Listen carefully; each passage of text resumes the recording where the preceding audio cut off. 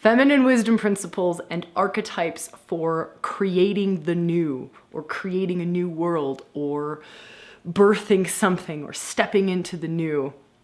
Episode 88. How good is that? 88. That feels like, I'm not a numerologist, but 88 feels like it's a number that can in some way hold what it is that we're going to explore today. So this episode is actually in honor of the online retreat, Birthing a New World. I wanted to share, because I'm in the energy of it, right? And when the whole of rewilding is in the energy of it, it's probably when the best wisdom comes through, especially when we're holding online retreats or in-person retreats, doesn't matter. But there's a different sort of level of Shakti that starts to pour through. There's a different level, a different height, and a different depth to things. And so when I can match up the content being shared or what we're exploring in podcasts with kind of the energetic space that we're starting to hold. So if you're listening to this podcast when it's being released, we are just starting to hold that space. By the time this comes out, registration for this online retreat will be open. So you'll see that in podcast 88. So if you're on our website, it's rewildingforwomen.com/88. And then you'll see all of the links to get into this retreat that I'm talking about with regards to our topic today. All right, that was our little infomercial, I think. I'll talk a little bit more about that in a little bit.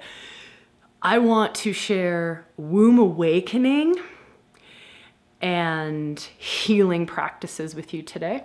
I want to share the top archetypes, feminine archetypes of the moment in this current energy, as well as around birthing, creating the new. I want to touch into some of the more mysterious aspects of feminine wisdom, of the divine feminine, of feminine wisdom practices, of the embodiment of the divine feminine. Here's a truth. We have just started to scratch the surface of what's possible in our bodies, of what's possible in our psyches, of what's possible in our energetic systems, of what's possible. We've just started to access those places. You see all of these, feminine wisdom teachers or facilitators who are holding these spaces, and they're talking about Kundalini, and they're talking about Shakti, and, I'm getting sidetracked. There's this thing where I just want to light up Kundalini teachers and Shakti teachers and feminine wisdom teachers. That's a whole nother podcast episode, something along the lines of the shitty gurus or the illiterate Shakti practitioners, or those who are talking about feminine wisdom and don't even understand it, or still have fears around feminine wisdom. So let's be totally honest here. Shakti is still scary for most people. Feminine wisdom is still scary. Sophia, right? Sophia, feminine wisdom, the all-knowing universal mind, is still scary. The energetics of the fullness of the feminine freaks most people out. And I don't care if you're a man or a woman, it's scary. It's scary. The feminine is scary. She's wild. She's wild. The reason, this is a theory, the reason that she's scary, the way she creates, the way she feels, the things she knows, the reason that she's scary is because of the container that she's in, the societal norms that she's in, the way our psyches are wired, the way our mind is wired, our value systems. You have a value system that has kind of been based on societal norms, a value system that has been based on family values. It's absorbed. It's what your tribe valued. We learned to value so that we had acceptance, so that we had love, so that when we were babies, we got fed. I mean, it's as simple as that. This is survival 101. Now, some of us have been working to kind of give those things the finger and to really start to embrace a different value system or a different mindset. But we're still all breathing the same air. We're still all in the same collective energy. And we just need to appreciate that and honor that. It is what it is. That's not going to change until we die. And then who knows what that energy will be like.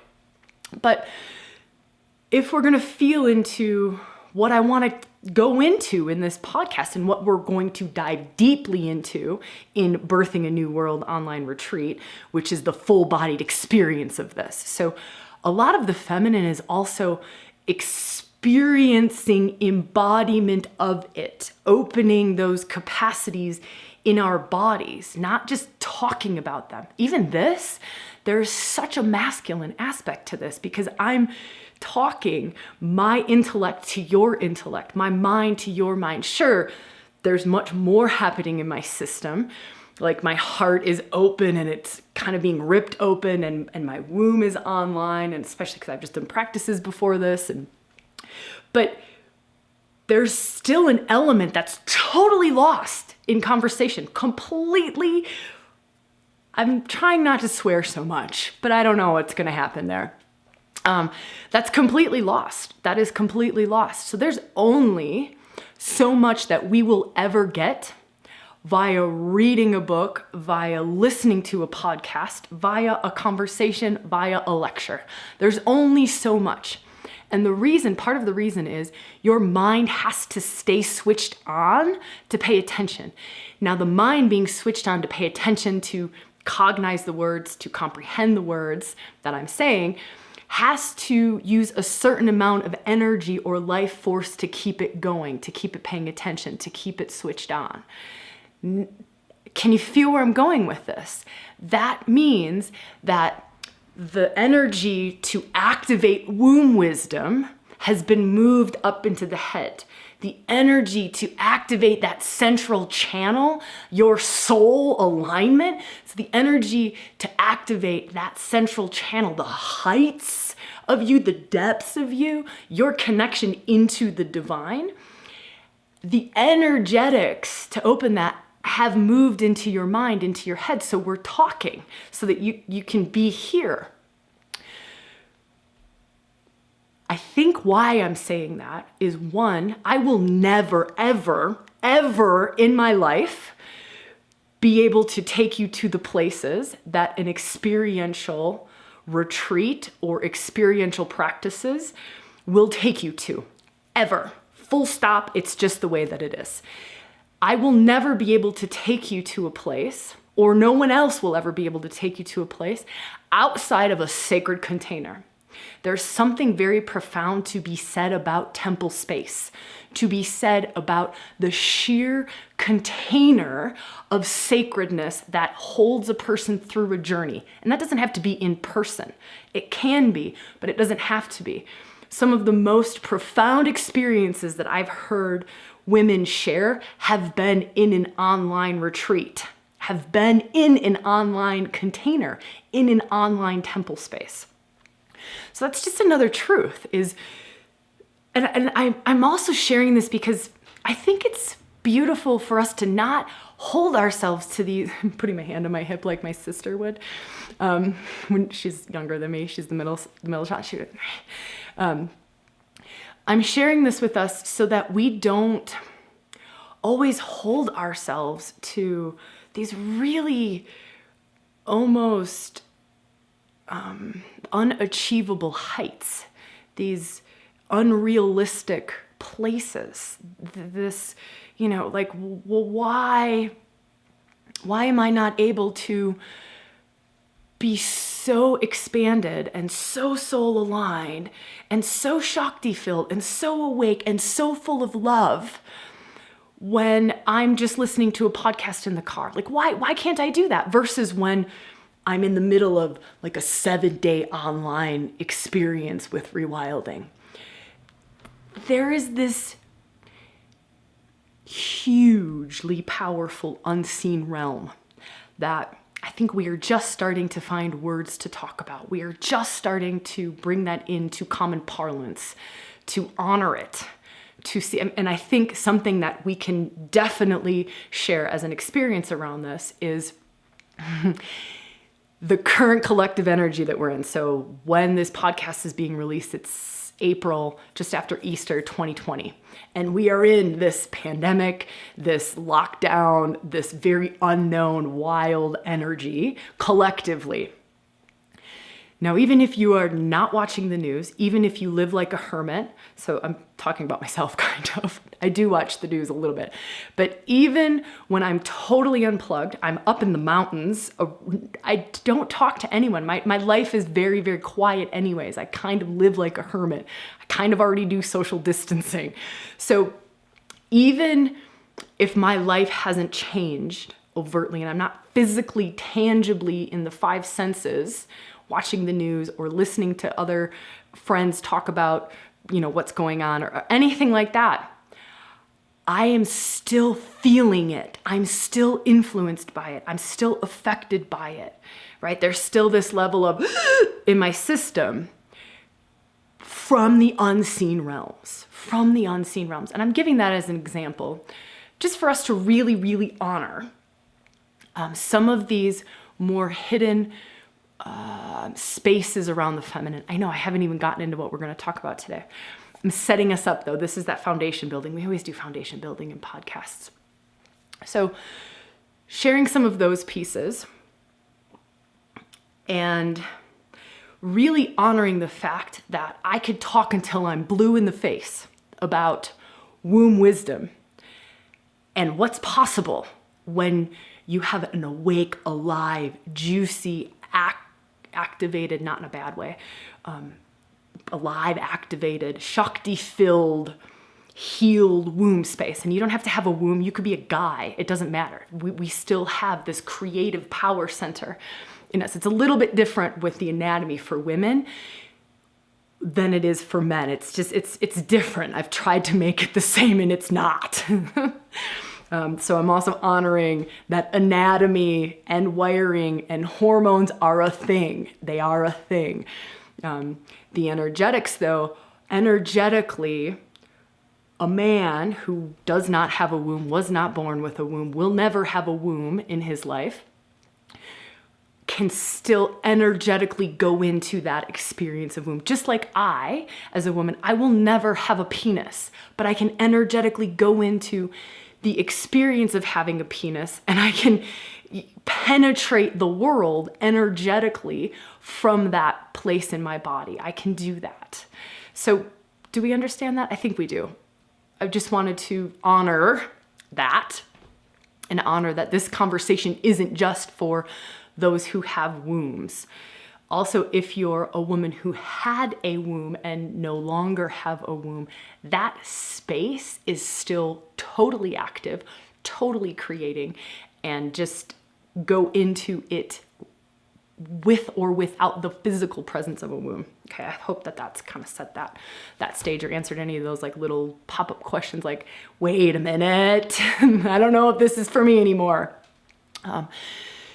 So what I was saying is I can talk until I'm blue in the face around what's possible when we open up these deeper wisdom centers. And let me tell you, the majority of the world has not gone lower than their heart. The majority of the world has never, ever accessed the amount of power, juice, love. This is not power from a bad place. This is divine, like accessing the amount of juice and power that's held below your belly. Most people, that is like, if here's the fullness, like the fullness is a raging river of energy, of life, force, of potentiality, of creative, of ability to manifest, of ability to attract anything in your world, right? If that's a raging river when it's open, most people have like a trickling stream, like a tiny little stream that's occasionally just not even flowing. Because there's lots of blocks, there's lots of boulders in the stream, there's woundings in the streams, there's fear of our full potential, there's fear of our power. We are shit scared of ourselves. shit scared. We are scared of the fullness of our sexual energy, scared of the fullness of our creative potency. We are wildly creative beings. I know I just did this in a podcast, you are constantly creating. You're never not creating, constantly. And when you start to open up to the fullness of that stream, your creative capacity goes to whole new levels. This was and is talked about in books. And I don't read a whole lot of like these sort of books now. This was when it was in my 20s and was just starting to like tap into sex transmutation, like the ability to transmute sexual energy. And there's a chapter in Think and Grow Rich. It's not a book I would recommend. It was cool when I was in my 20s, and it might be great for you. I'm so not at all. Like, we all resonate with different things and different people in different times in our lives. But there was a chapter in there on transmuting sexual energy. And I remember reading this book in my 20s going, they have barely scratched the surface of this. I have to find out more. You know, and like it's the breadcrumb trail. I talk about this a lot too. The breadcrumb trail. Like, you know, you get this little breadcrumb. It's like the universe like holds this little crumb out for you, and it's like, hey, it's kind of luring you that way. Like, this is part of your path. This is part of your destiny. That was a big one for me. That was a huge one for me. That sent me on all sorts of interesting trainings and in interesting business groups and reading certain things and exploring certain things in myself, in my life, so that I would step into, here it is, the gnosis of it.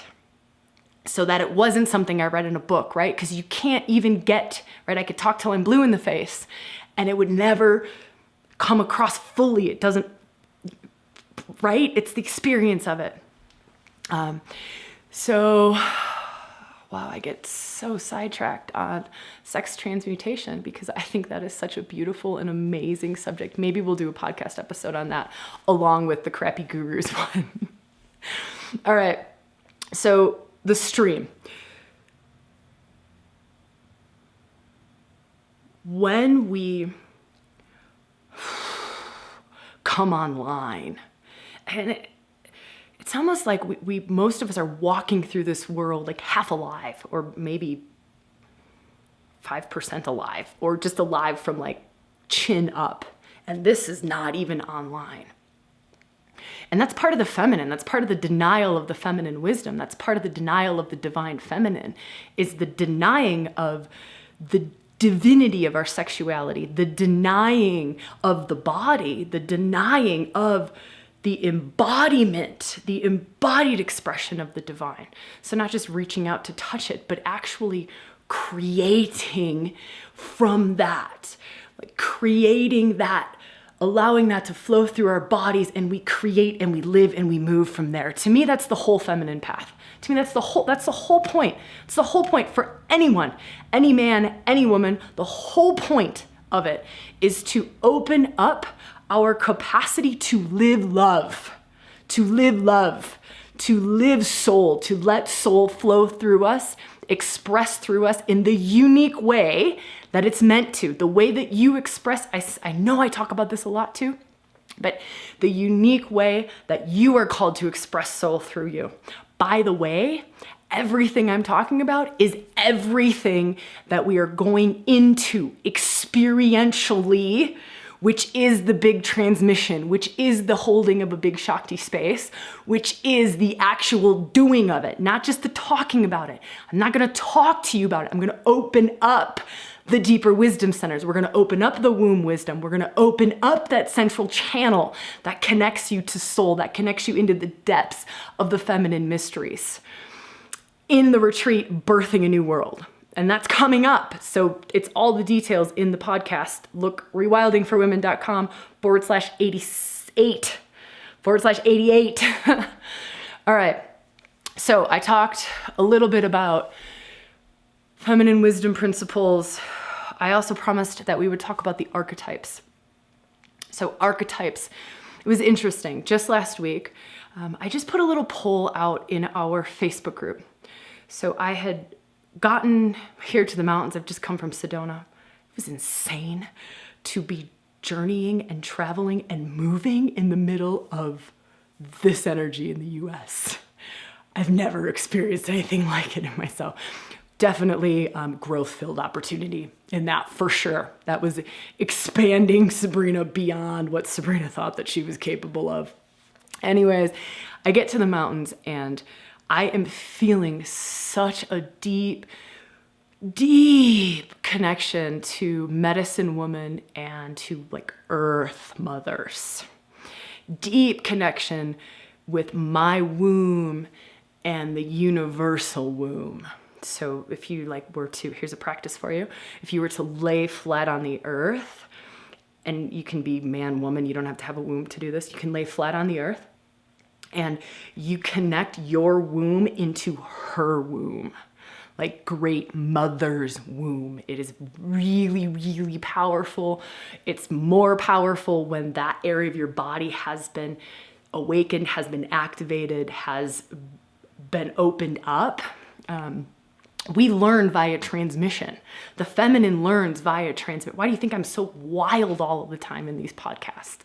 It's not just words that are coming through. It's an energetic that's coming through.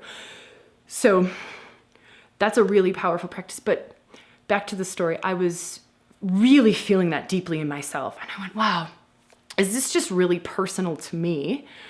Or am I also feeling this outside of am I feeling this kind of collectively? Am I feeling, what is this for me? And so just kind of feeling around and checking things out. And I put a poll into the group, our rewilding group, and there's 6 faces of the feminine. That's more on our website too. If you don't know what they are, you can find those. And the 2, by far, the 2 of the 6, like by a ridiculously higher number of votes, and there's 45,000 women in our Facebook group, so it was quite a few votes. I don't know how many thousands of votes were on this, but those 2, medicine woman and earth mother, were by far the 2 faces that were resonating the most for women. To me, that's like feeling into, I want to say the word Schumann Resonance, right? I think we've talked about this in lives or podcasts, and everyone always reminds me of what it's called. I'm pretty sure it's called Schumann, something like that, right? But there's a collective, and we all know that there's a collective energy, there's a collective psyche happening. And so to feel that and go, wow, this is, and then you just sort of see how much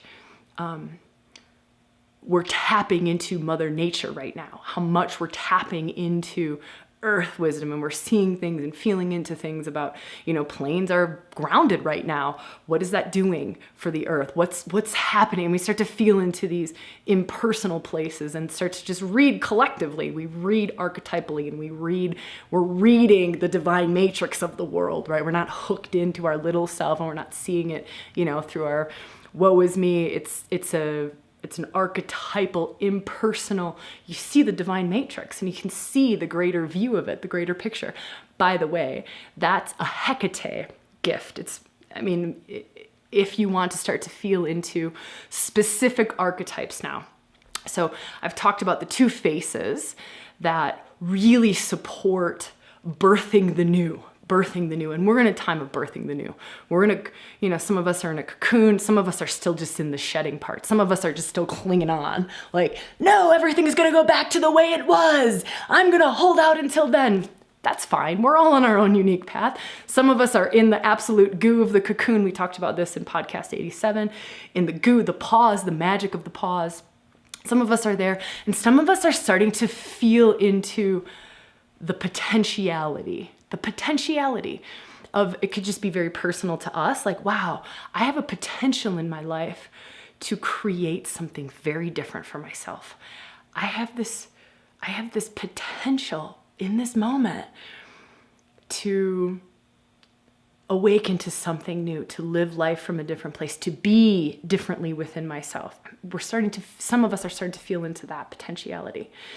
that birthing the new retreat is about that. It's about this whole journey, this whole process. And it's giving us that space, to make this journey conscious, right? Instead of us unconsciously going through it and possibly missing the insights, or possibly still like, no, I don't want to let go of whatever, to very consciously, very soul aligned, move through this process and into birthing the new, and to do it in honor of the divine feminine, in honor of the feminine principles, in honor of those big feminine archetypal energies, in honor of widening that river. So it's not just a little trickling stream, it is this full on river flooding through your system.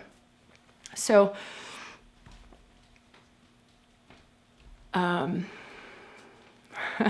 was just feeling into, wow, can men do this birthing a new world? There was this wild experience I had that we'll just call this a little commercial break. It's not a commercial. I'm not commercialing about anything. This wild experience I had, I was doing some just like bird's eye view stuff of rewilding and feeling into things and looking at things I don't normally look at. And one of them was our website analytics. I know I can be super nerd sometimes, super nerd. So I'm looking at our website analytics, and something was really crazy to me the other day. 54% of visitors to rewildingforwomen.com are men. What? Whoa. I still don't know how to translate that or what that means. I have no idea. That blew me away. I was expecting 15%, maybe. 54%. There are more men going to rewildingforwomen.com than there are women. So that was the little commercial break. That was where my mind just went, oh, I wonder if men would want to, or if it would feel right for me and for our circle that gets created for those who join the journey. And by the way, a circle getting created doesn't mean it's during the time of the retreat release period. Yeah, there's a retreat release period, and that's as I'm creating it, that week, that 7 days, but it's also joining any time after that. You step into the vortex, that thing doesn't go away. It's the container is created and it's there. Just kind of like, hey, you want to come in here? So feeling into if that's right for the space. And I'm just going to throw this out there. If there are men, or I think it's just open to anyone. Normally we say if you primarily identify as woman, you are super welcome to do any of the Rewilding for Women stuff. But I feel like this one, like, look, if you're called to birth a new world, if you're called to do some womb awakening stuff, I'm not holding back. I'm not toning it down. I'm not pulling out any of the feminine stuff. But if you're called, and if you're a guy, or you're a guy who is now a woman, or a woman who is now a guy, or if you're a both, if you're a animal who gets this and wants to click in and come join us on retreat, I'm open to it. I'm open to it. There is an aspect of community, though, that's being created there, and that's just a Facebook group to hold the space, to have conversation. That's going to be for women only. So that feels really right to me. So that's going to be, if you primarily identify as woman, we'll keep that community space, that just kind of retreat Facebook group that's just being created for this journey. Okay. I know I keep talking about this journey, but I really want like every single person that I know to do this one. We've decreased the price. We've got special things all over the place, because it feels to me like far out we've got this opportunity to not just do something for ourselves. Of course, this journey is very personal to you and it's very much for your life, but to do something that's far beyond us, far beyond us. So for me, and for a lot of women who are feeling into this journey, it's, yeah, birthing a new world for myself, but collectively birthing a new world. And the more of us who are doing this, who are saying yes to living from this place, to birthing a new world, to bringing in the feminine, it's not about just bringing in the feminine, and of course we always talk about equality. I'm not just, like feminists hear me roar like, fuck you, divine masculine. It's the equality of it. It's the dancing. It's the union of it. To me, we've just got this opportunity to create something in this world and let the energetic ripple effect just go. And it's from that soul place, like a deeper, truer alignment, a more awake place, like the river, like being led, being guided from soul, from higher self, from love, not fear, higher places of love. And what can happen with that? I don't know, but I am holding massive space for it to ripple out into this world.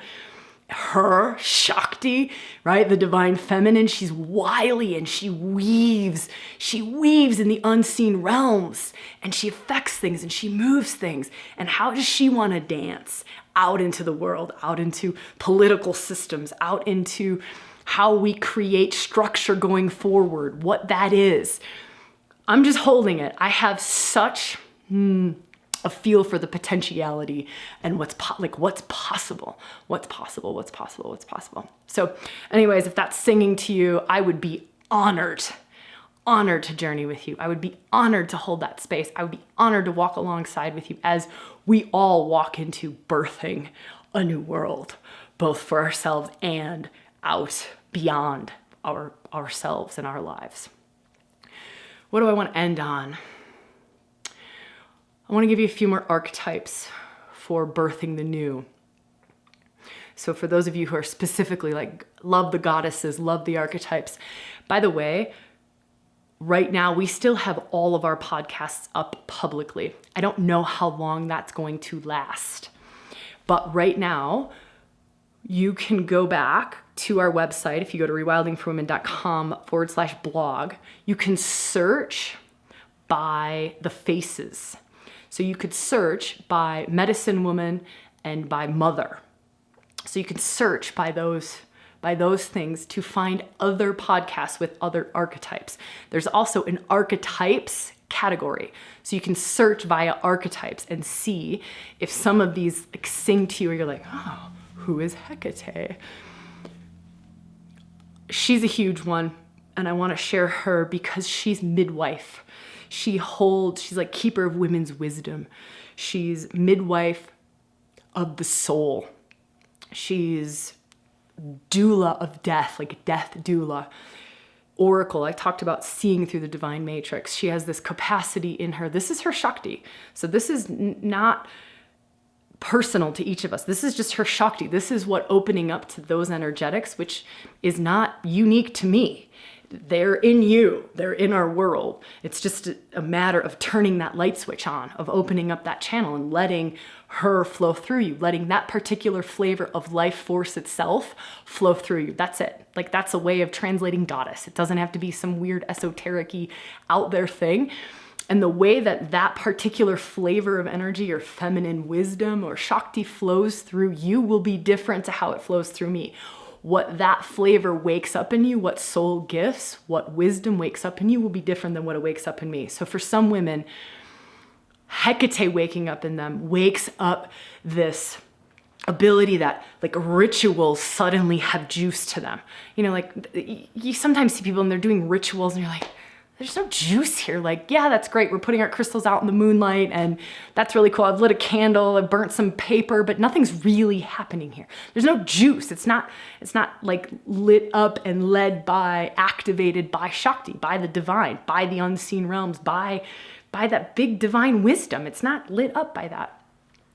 But so for some women, you turn Hecate on and suddenly rituals have juice, like they work. They start working. Can you feel they actually start working? And can you feel how that relates to your creativity and how I talked about when that channel opens and it goes from a little tiny trickling stream to a raging river, your ability to create and to manifest things changes. There's juice behind it. Like your soul gets behind it, the divine gets behind it. And that is a power that is way beyond any man-made sort of limited left brain kind of thinking will ever go. ever go. I mean, it's the wisdom that creates babies. It's the wisdom that heals your body when you cut itself. It's that. You can't comprehend that. I can't. We can't. We're not meant to. But you can live from that. You can trust that. You can open to that. You can let that move through you. So, but Hecate is one of those archetypes that brings online. She's called Queen of the Witches. Queen of the Witches. I know there's a podcast on Hecate, so if you want more on her, go check it out. There's heaps of stuff.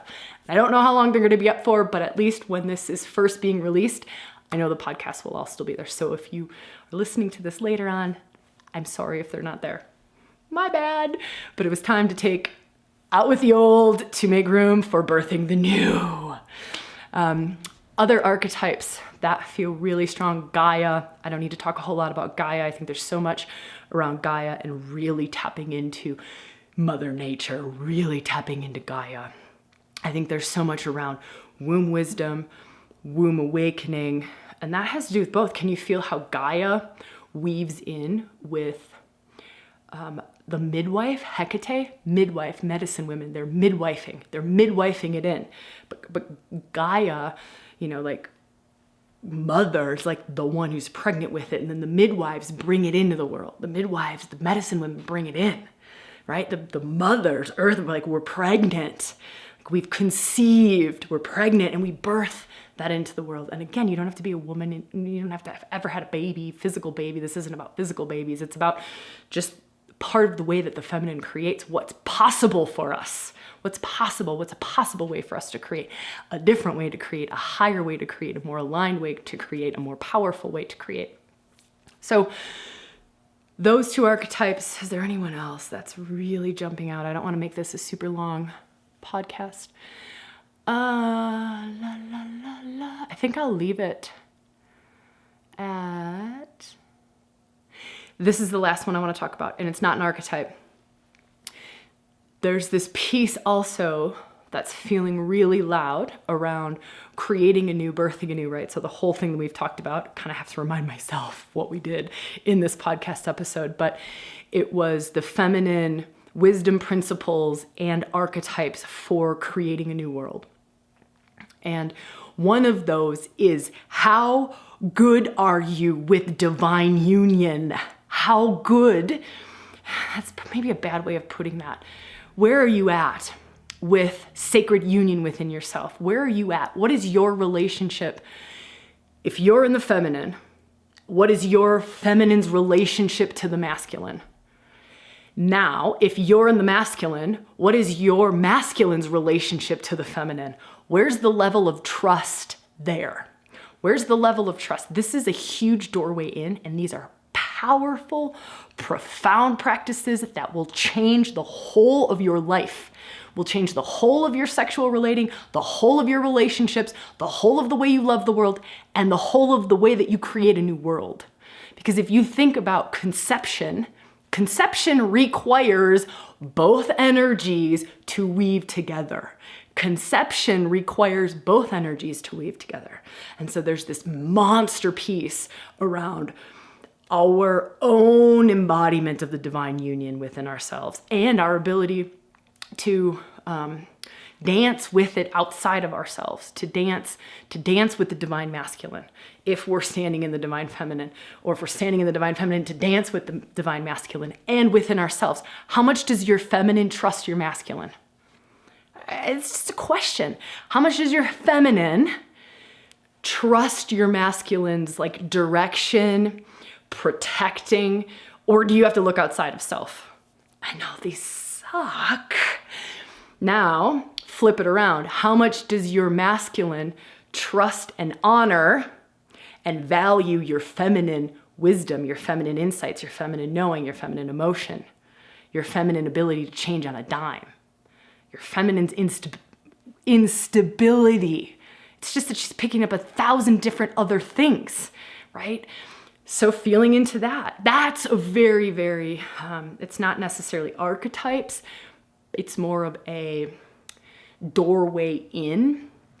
And then all the archetypes kind of sit under there, right? So if you feel into this, the archetypes that sit under there, you feel into, how is my Parvati connecting to my Shiva? How is my Venus connecting to my Mars? How is my Juno connecting to my Jupiter, right? Can you feel how all of the consorts, the divine consorts, represent different relationships between the divine masculine and the divine feminine within yourself? Yeah, that's a whole nother journey of self-exploration, of embodiment work, of healing work, of awakening work, is to go into all the different threads of the divine masculine and the different threads of the divine feminine, right? Because Mars's relationship to Venus is very different than Pluto's relationship to Persephone. You might be really comfortable in Venus-Mars relationship. You might love that. That might be just totally awake, totally alive in you. And then you go into the underworld and it's now Persephone and Pluto, and you go there and you're like, bah, fear, terror, do not trust, da-da-da-da-da, right? So just sharing a little bit more around that. We'll do that, some of that. This retreat is not dedicated to solely that. That's probably another whole online retreat. I mean, we could probably do a semester of mystery school just on the sacred union within and going through all of it. And that would be a good one for men and women. That would be a good mystery school that we could open up to both. Both. I love it. Okay, so this is it. We start on the 20th for the retreat. All the details are in rewildingforwomen.com/88 for this podcast. There's a $100 off discount right now that lasts until the retreat period ends. So you can access that retreat at any time. It's created to be on demand. But if you want to get in on the retreat release discount and the kind of the process of it being created, and be there for the creation of it in the mix of that, then you want to join before April 20th. Okay, I love you all, and I'm super grateful for what it is that we're doing together, and let's birth a new world. Let's just do it. All right. Mwah.